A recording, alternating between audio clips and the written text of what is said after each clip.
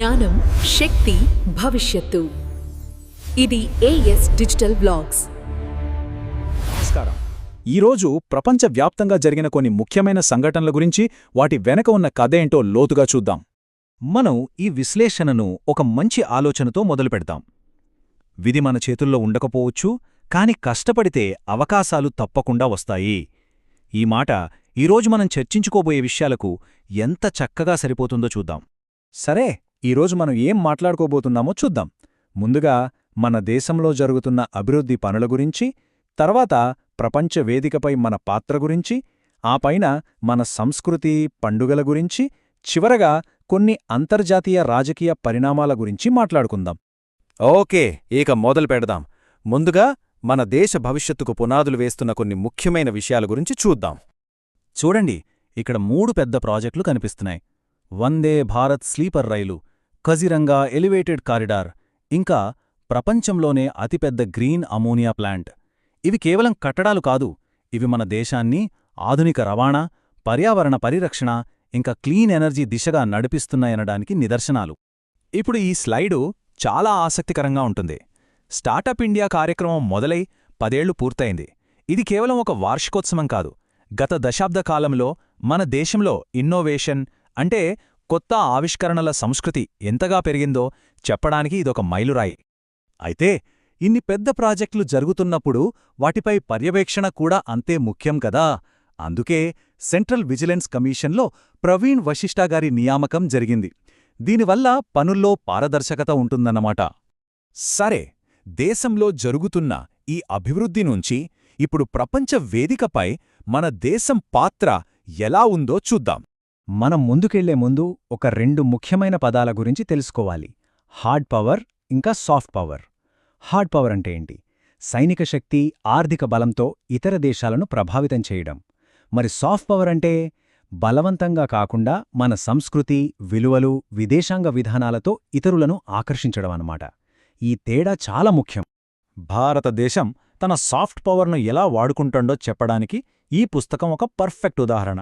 మన టూరిజం, మన దౌత్యనీతి రెండూ కలిసి ఎలా పనిచేస్తాయో ఇందులో చక్కగా వివరించారు. ఇది చూడండి, మన విదేశాంగ విధానానికి ఒక ప్రత్యక్ష ఉదాహరణ. శ్రీలంకలోని కన్కేశంతురై పోర్ట్ అభివృద్ధికి $60 మిలియన్ సహాయం. ఇది కేవలం డబ్బు సహాయం కాదు, మన పొరుగు దేశంతో మన వ్యూహాత్మక బంధాన్ని మరింత బలోపేతం చేసుకోవడం.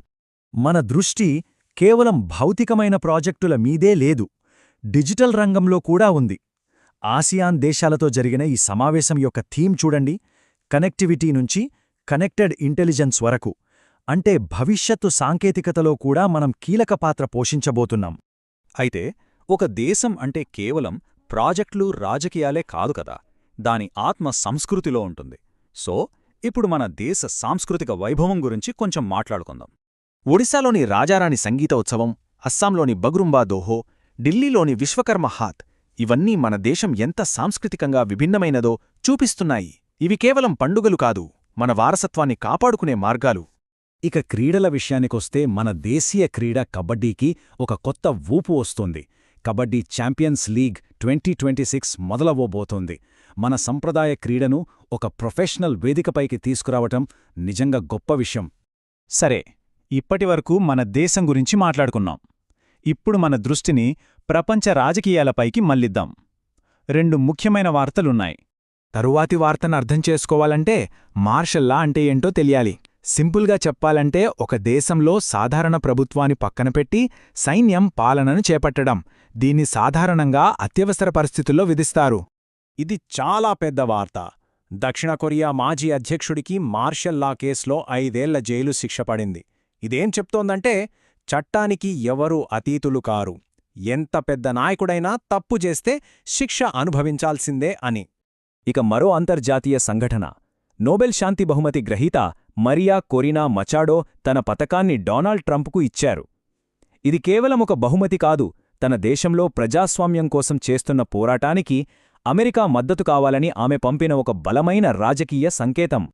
సరే, మనం ముగించే ముందు ఒక చిన్న ఆసక్తికరమైన విషయం.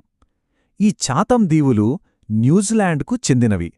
ఆ దేశానికి అత్యంత తూర్పునున్న ప్రాంతమిదే. సో ఈరోజంతా మనం నిర్మాణం, వేడుకలు, ప్రపంచ రాజకీయాల గురించి మాట్లాడుకున్నాం. ఇవన్నీ చూశాక ఒక ప్రశ్న తలెత్తుతోంది. ఈ రోజు జరిగిన ఈ ఎన్నో పనుల్లో ఏ ఒక్క పని భవిష్యత్తుపై అతిపెద్ద చెరగని ముద్ర వేయబోతోంది? ఆలోచించాల్సిన విషయం.